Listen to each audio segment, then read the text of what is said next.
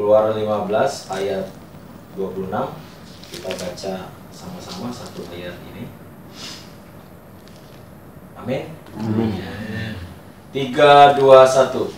Firman-Nya, jika kamu sungguh-sungguh mendengarkan suara Tuhan Allahmu dan melakukan apa yang benar di matanya dan memasang telingamu kepada perintah-perintahnya dan tetap mengikuti segala ketetapannya, maka aku tidak akan menimpakan kepadamu penyakit manapun yang telah kutimpakan kepada orang Mesir. Sebab aku Tuhanlah yang menyembuhkan engkau. Amin.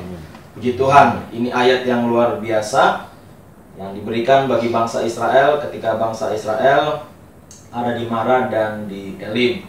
Ya, kita tahu bahwa bangsa Israel mereka bersungut-sungut di hadapan Tuhan ya, karena mereka keluar dari Mesir ya dalam perbudakan, tapi mereka masih mengingat bahwa di Mesir itu walaupun jadi budak, segala sesuatu ada yang butuhkan.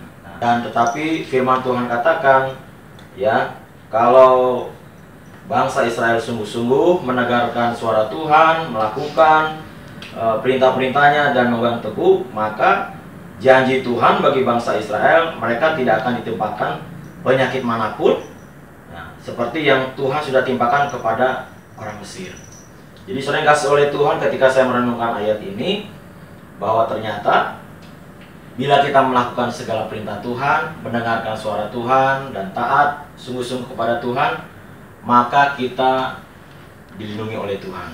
Ada pengecualian, jadi ada sesuatu yang luar biasa, ada tudung Tuhan yang menaungi kita. Sebab apa? Sebab janji Tuhan dikatakan di ayat 26b, ya bagian terakhir itu dikatakan, sebab akulah yang menyembuhkan engkau.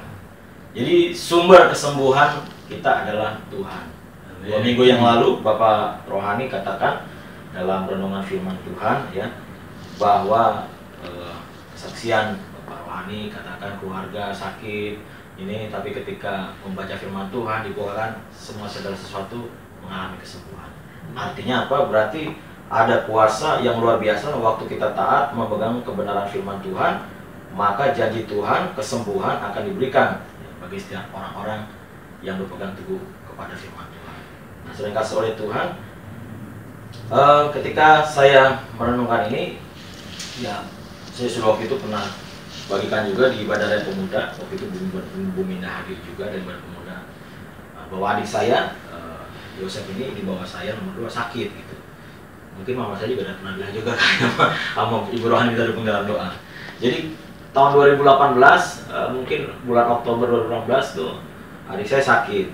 Jadi sakitnya itu dia merasa bahwa itu telinganya itu seperti berdengung gitu. Gitu. Kenapa ya? Kok gitu. Kenapa? Dia coba cari di searching di Google, apa sih penyebab kenapa telinga berdengung gitu kan. Telinga berdengung kok nggak hilang-hilang. Terus akhirnya dia ke dokter, dia tanya, diperiksa. Mungkin terus di bagian DHT, oh mungkin karena ini Pak ini gitu, tapi kok nggak hilang-hilang ya benar-benar. Terus akhirnya dirujuklah ke dikasih 2 pilihan, ke rumah sakit RSCM atau rumah sakit RSPAD. Adik saya langsung, saya kira aja deh RSPAD kata Subroto gitu. Adik saya dia nggak mau jadi di sana. Nah di sana dirujuk mungkin untuk diperiksa segala sesuatu. Nah waktu di sana dia bilang, wah ya Pak ini, dia bilang terus ada dendeng, terus dia di leher kanan atau apa ada sedikit benjolan di sini, pegang dari tadi kecil. Nah waktu di RSPAD dibilang bahwa dia harus dioperasi Pak, dibilang gitu. Nah karena waktu itu adik saya dalam pekerjaan yang mungkin ada tugas yang tidak bisa ditinggalkan karena dia seorang trainer, jadi mentraining orang-orang yang mau masuk kerja di tempat pekerjaannya dia, bagian mentraining, di bagian mentraining. Karena ada pekerjaan itu, akhirnya ditunda yang seharusnya dia dokter mengatakan harus operasi. Jadi ditunda seminggu setelah ke depannya. Nah dalam waktu rentan itu tiba-tiba kok yang di sini, yang di sini kok jadi gede gitu kan. Akhirnya dia masuk ke dokter. Terus pas dokter bilang, dimarahin, wah Bapak kan saya udah bilang Pak, ini harus di ini Pak. Terus akhirnya singkat cerita dioperasi lah. Dioperasi. Yang ada benjolan di sini dioperasi. diteliti lah. Pas operasi rutin check up terus kontrol, terus dokternya berkata, Pak, kayaknya harus diteliti lagi Pak.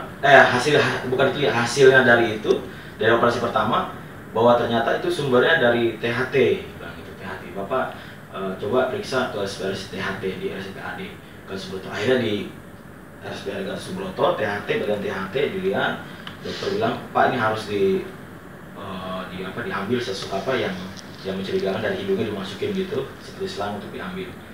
Operasi yang kedua itu bulan Januari akhir. Nah, diambil yang di ininya. Nah, waktu di sini dia berpikir dokter yang itu bahwa sumbernya atau tumornya ini adalah pusatnya di sini. Gitu. Ternyata pas yang diambil diteliti di hidung, wah, ternyata bukan yang di sini pusatnya, tetapi pusatnya itu sumbernya ternyata ada di hidung, di bawah sini udah sampai di bagian kepala. Dan dokter bilang, ini Pak, ini ada masalah, ada sesuatu Pak di bagian kepala, ada tumor gitu, dan ini kayaknya udah bukan tumor lagi tapi udah sejenis kanker. Dan dokter menganalisa dari yang kedua, operasi yang kedua diambil dari daging dari bawah hidung ini, diteliti bahwa ternyata itu udah stadium 2 ternyata. Jadi kanker nasofaring, ya mungkin seperti yang Ustadz Arifin Ilham yang itu kan, nasofaring itu. Nah, jadi adik saya ini pantesan beberapa ini dia mengeluh kayak seperti pusing gitu, tiba-tiba kayak migrain, tapi bukan migrain, pusing. Dan dokter bilang, Pak, ternyata dia bilang istilahnya waktu yang kemarin kita operasi di sini, ini adalah anaknya Pak.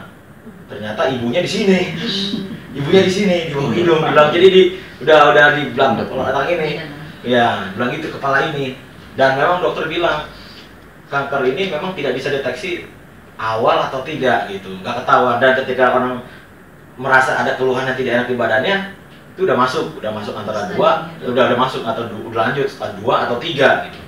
Nah, singkat cerita, waktu hari Sabtu, saya sama istri saya, anak saya ke rumah adik saya yang ada di Cilpuk 2. Saya melihat kondisinya karena waktu itu saya belum sempat ke rumah sakit besok adik saya.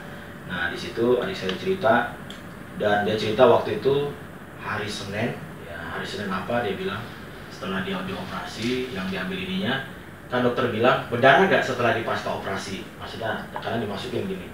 Kalau berdarah, dokter bilang nanti siapkan es supaya jangan sampai keluar darah. Dan puji Tuhan, ya memang tidak mengeluarkan darah gitu, jadi nggak mengeluarkan darah. Terus akhirnya nanti itu kedepannya Pak, kita hasil penelitiannya bagaimana kelanjutannya, dan diteliti akhirnya seperti itu, bapaknya udah stadium 2. Nah, sebelum kami obati Pak, kami mau ngecek lagi apakah sel-sel kanker ini sudah menyebar ke tulang atau ke bagian perut gitu. Jadi sebelum kami menganalisa, jangan sampai nanti takutnya sel kanker ini yang pusat yang dari sini, dulu anaknya di sini, takutnya dia udah menyebar. Percuma kami tangani, obatin yang stadium 2, ternyata wah udah menyebar. Nah, jadi informasi dari adik saya rencana sih hari Senin depan mau dicek, jadi seluruh tubuh scanning semuanya untuk mengecek tulangnya sama perutnya, jangan sampai turun ke bagian perut, pengobatan agak beda. Jadi kalau udah ternyata deteksi ada sel kanker sudah masuk ke tulang atau ke bagian perut, jadi ada 2 pengobatannya, yaitu kemoterapi sama radioterapi. Wah, saya searching ketika dapat informasi itu, saya searching kalau orang udah melakukan 2 hal ini, stadium ketiga kemungkinan hidupnya berapa persen. Saya baca, waduh, kemungkinan ini hanya berapa persen gitu, mungkin sekitar 50% atau apa. Ya, ketika saya dengar ini, saya hanya menguatkan adik saya. Tapi saya ingat waktu itu berapa minggu kemudian ke belakang, Ibu Nani share yang pulang dari SOS bahwa cerita tentang orang-orang yang sakit-sakit itu. Jadi ketika dengar itu, kita jangan terbawa emosi, kita kata-kata kekuatan, kata-kata penghiburan.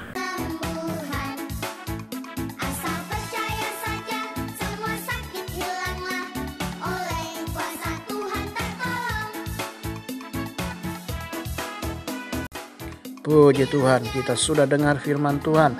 Kita mengaminkan setiap perkataan dari firman Tuhan. Saya akan berdoa bagi engkau yang sedang mengalami sakit. Bapa di surga, terima kasih untuk firman-Mu. Kami percaya dengan iman kami yang sedang sakit dalam nama Yesus jadilah sembuh. Hamba berdoa untuk mereka yang sakit hari ini dalam nama Yesus, sesuai dengan imanmu jadilah sembuh, sembuh, sembuh. Amin, amin, amin. Haleluya. Saya sudah sembuh.